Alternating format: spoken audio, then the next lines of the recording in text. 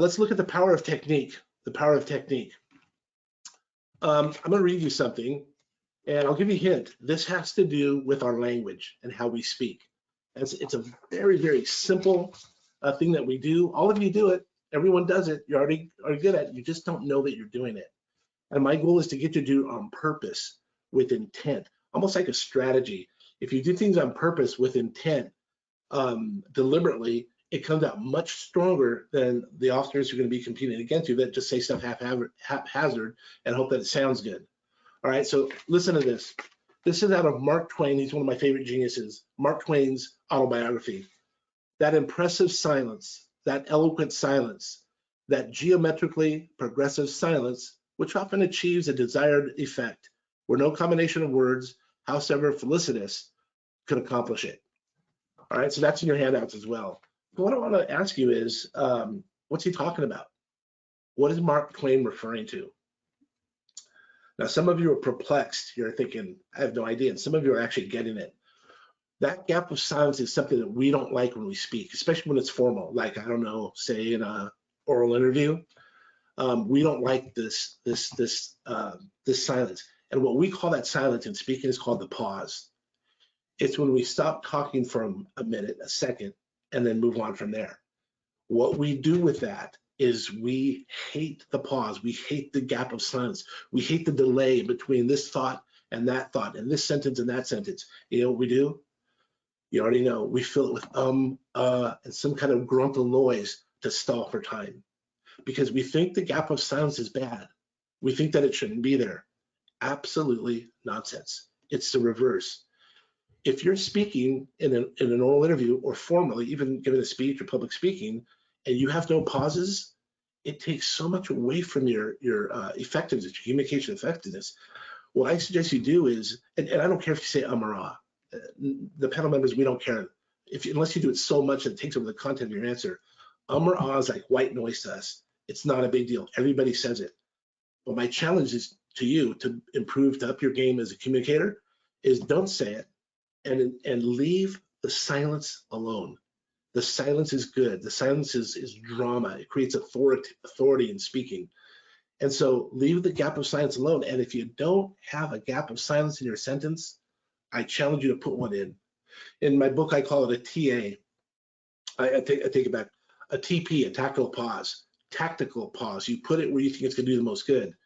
And so when you do this tactical pause and you put it in there and you let that gap of silence resonate and do it for just a second or two, not 17 seconds, because that would be weird, all right? But just do it for a second or two, and it makes your speaking sound better, more authoritative. It gives it more drama, a little bit more richness in your speaking. But don't take my word for it. Watch this. Listen to this. I'm gonna read a sentence to you, no pauses, okay? I can tell you some confidence that it's exactly what my organization needs. Again, I can tell you some confidence that it's exactly what my organization needs. Now imagine saying that to a panel. They ask you a question, that's part of your answer. I can tell you some confidence that is exactly what my organization needs. All right, so that sounds clear. That's a good statement. The panel will go with that. But what if you said it with a couple TPs, a couple tactical pauses? And again, you already do this when you speak. You're already good at this. You know how to do this. But now I want you to do it on purpose. I want you to do it with intent. And that's where it becomes powerful. You control the message like a sword, like you wield it like a sword. Now listen to the difference one more time. I can tell you some confidence that is exactly what my organization needs versus this. I can tell you some confidence that is exactly what my organization needs. Which one sounds better? Yeah, it's not like oh, my hair's blown back. Wow, my God, what happened there? It's subtle, but boy, the second one sounds distinctly different and better, kind of like a higher grade than the first one. Why? Who cares? Who cares why? It just sounds better. Pauses are good. Mark Twain talks about it. Shakespeare talks about it. Put pauses in your answer without the or ah, and if they're not there, put them in on purpose. It makes your speaking sound better. There's also some advantages to the pause. Watch this. So I'm in a candidate and I have three panel members sitting across from me. Watch my eyes. I can tell you some confidence that is exactly what my organization needs. You share your eyes on the break. Share your eyes on the break. Now watch this. Here's another benefit to it.